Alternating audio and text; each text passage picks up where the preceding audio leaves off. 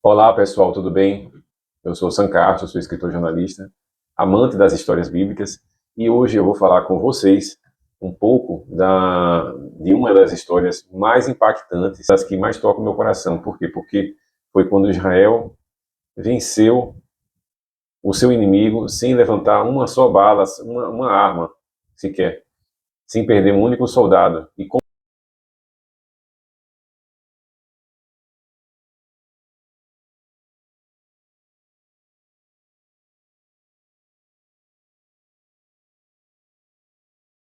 como isso pode ter acontecido? Assista até o final que você vai ficar impressionado quando Deus venceu, já o venceu com apenas um anjo que caiu do céu. E esse não foi o anjo famoso, né, o anjo caído. É um anjo do bem que caiu do céu como causa pessoal contra o inimigo de Israel da época, que eram os assírios.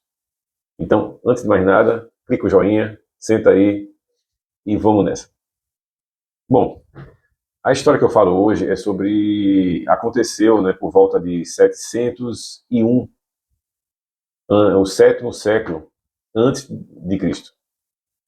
Nessa época, o reino de Israel era dividido ao norte, cuja capital era Samaria, e ao sul, por Jerusalém, sob comando do rei Ezequias. Era um rei famoso por ter sido justo e obediente ao Senhor. E o norte tinha sido invadido na época pela grande potência, que era a Síria, né, os assírios. E a justificativa da invasão foi porque o rei ele se negou a pagar tributos na época, o que significava uma grande afronta. Então, ele foi duramente ameaçado, né, o rei Ezequias, e que iria cooptar, né, invadir, né, ameaçou, né, invadir Israel. Diante da impossibilidade de se proteger, né, era o maior exército do mundo, era como se fosse hoje os Estados Unidos, por exemplo, e um povo pequeno de Israel, né, sem a menor possibilidade, não teria a menor chance. A verdade é essa.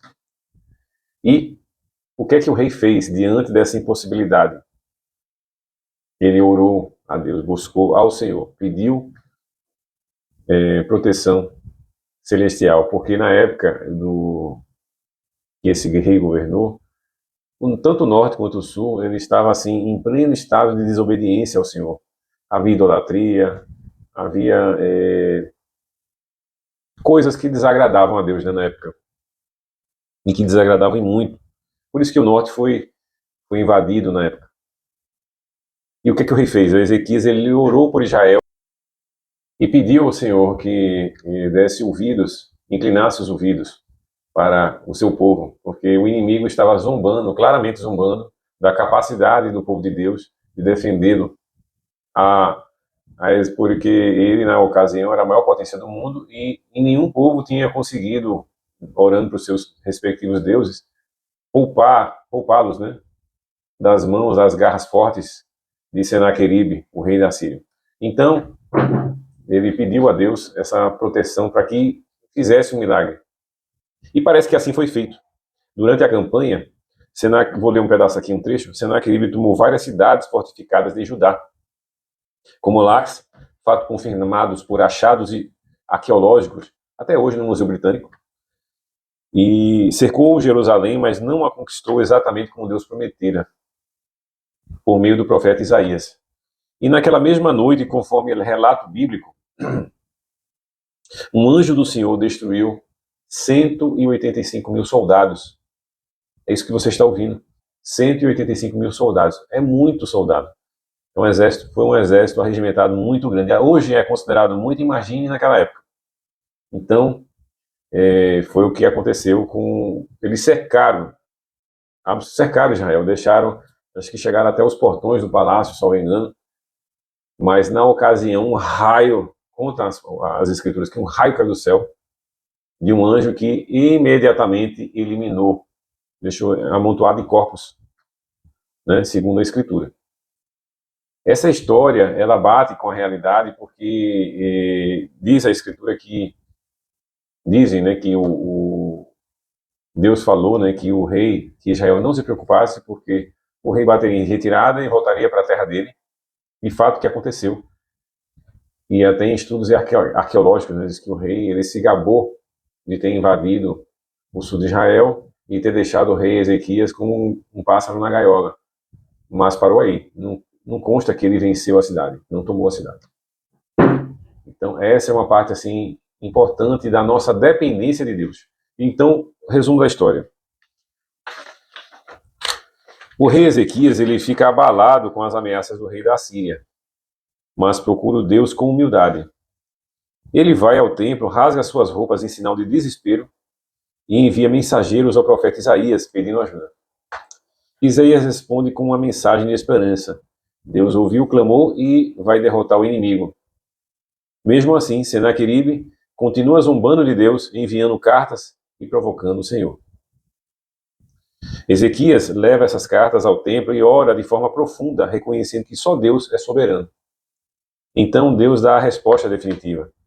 Não entrarás nesta cidade, nem lançarás flecha alguma. Naquela noite, o anjo do Senhor matou 185 mil soldados assírios, e Senaqueribe fugiu envergonhado. Assim diz a palavra do Senhor. Amém. É um dos maiores milagres de libertação do Antigo Testamento. Bom, o que é que essa história deixa para a gente como lição? A meu ver, deixa como lição que, por pior que seja a sua situação, seja por questão de doença, seja por questão de uma dívida, uma situação de abismo no financeiro, ou seja por qualquer outro motivo, com Deus você tem saída, irmão. Com Deus você tem saída. Ore a Ele, peça a Ele que tudo Ele fará em obediência, né? Se você estiver em obediência a Ele, você vai receber o impossível. Durante a guerra, né? Não é que você vai ser privado da situação, Ele vai estar junto a ti na situação. Eu digo isso, pessoal, porque minha mãe mesmo, eu tenho um caso particular, minha mãe é paciente oncológica, né?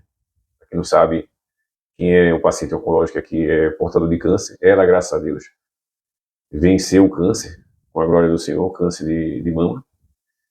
E essa história eu contei para ela e ela trouxe muito alento, muito a esperança para minha mãe. E como ela trouxe esperança, eu creio que essa história também pode trazer para muitas outras pessoas.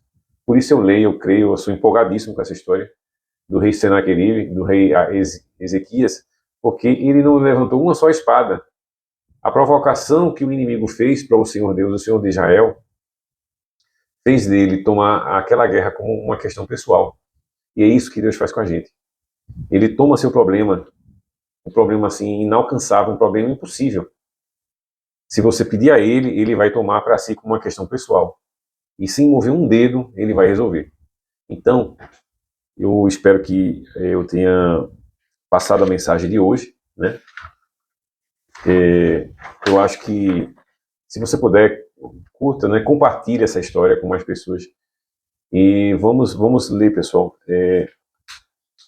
Vamos, assim, continuar lendo a Bíblia, porque a Bíblia é fantástica, entendeu? Então, leiam a história de Ezequias, do rei Ezequias, que está em 3 livros da Bíblia, né? Que é em 2 Reis, o livro do próprio rei, do profeta Ezequiel e Crônicas. Embaixo aqui eu coloco os dizeres, ok? Um beijão a todos, que Deus abençoe a semana de vocês e até o próximo vídeo.